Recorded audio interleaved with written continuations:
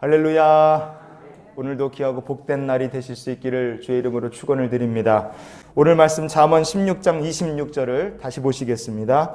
고되게 일하는 자는 식욕으로 말미암아 애쓰나니 이는 그의 입이 자기를 독촉함이니라. 아멘. 고되게 일하는 자는 식욕으로 말미암아 애를 쓴다 그랬습니다. 이 말씀을 보면 이게 무슨 얘기인가 좀 난해한 부분이 있습니다. 그런데 이렇게 한번 생각해 봤으면 좋겠어요. 자, 식욕이다 이렇게 우리말 성경에 번역된 히브리어 본문이 네페스라는 말입니다.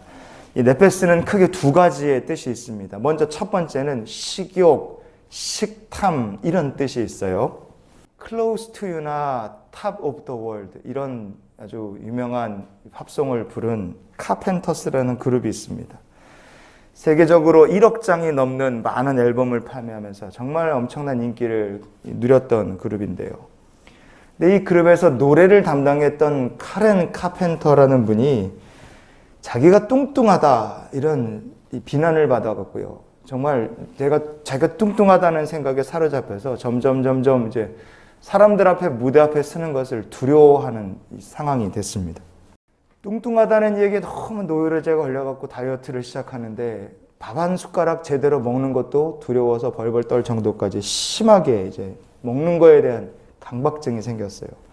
나중에는 너무 무리하게 다이어트를 하다가 먹는 것을 아예 거부하는 거식증에 걸리고 말았습니다. 그렇게 거식증에 걸려서 정말로 사람이 점점 망가지다가 결국 1983년도 2월 4일 날 카렌 카펜터는 33살 나이에 거식증에 따른 심장 발작으로 33살 나이에 안타깝게 요절을 하고 말았어요. 사망했을 때 키가 163cm였는데 몸무게가 34kg였습니다. 거의 뼈랑 가죽만 남았다고 볼 수 있죠. 먹지 않아서 죽어가고 있는 것을 본인도 알아요. 주변에서 다 압니다. 그런데 먹을 수가 없는 거예요. 먹지 않아서 죽어가면서도 음식을 거부하는 상황까지 사람이 빠져버리고 말았어요. 네페스라는 말이 식욕, 식탐이라는 뜻이 있잖아요. 여러분, 식욕이란 게 우리가 살기 위해서 꼭 필요한 겁니다. 이게 나쁜 게 아니에요. 하나님께서 주신 것 누리면서 맛있게 먹고 건강하게 살고 복된 인생을 누리는 우리 모두가 될 수 있기를 원합니다. 자, 네페스라는 말 여기에는 또 감정, 욕망 이런 뜻이 있습니다. 우리가 식욕, 식탐, 감정, 욕망 이 네페스라는 말에 오늘 본문에 식욕이라고 번역된 히브리어에 이런 뜻이 있다는 것을 딱 생각하면 여기서 어떤 영적 교훈을 발견할 수 있겠습니까? 감정과 욕망이 있고 식욕과 식탐이 있습니다. 비슷해 보이지만 확실히 다른 부분이 있어요.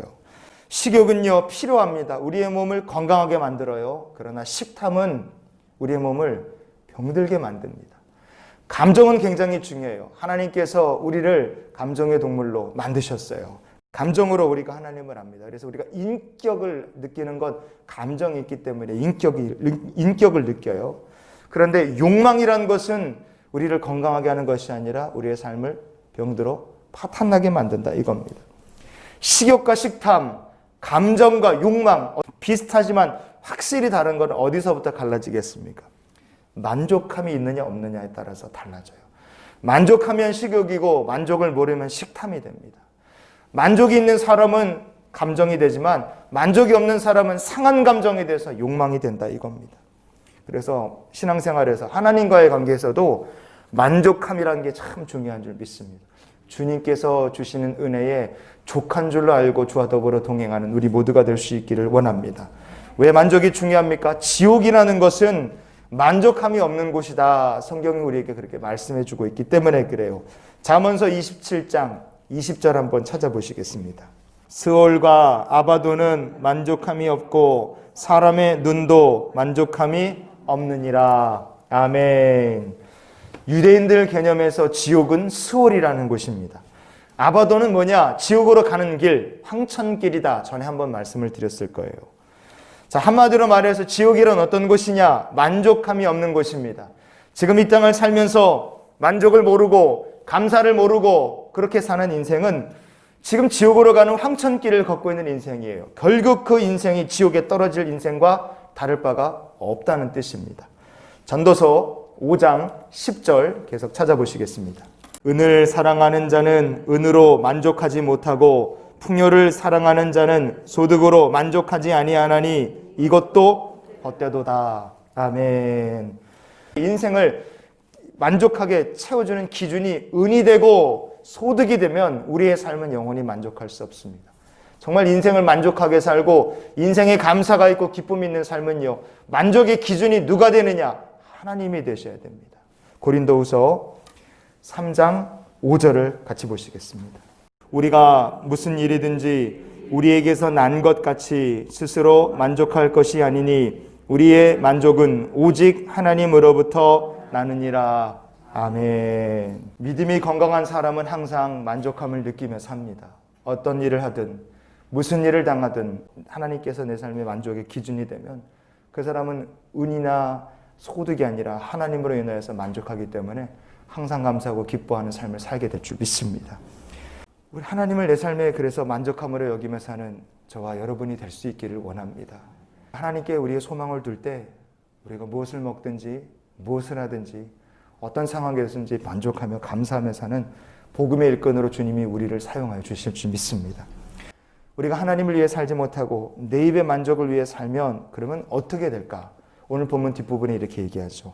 그의 입이 자기를 독촉한다 그랬어요.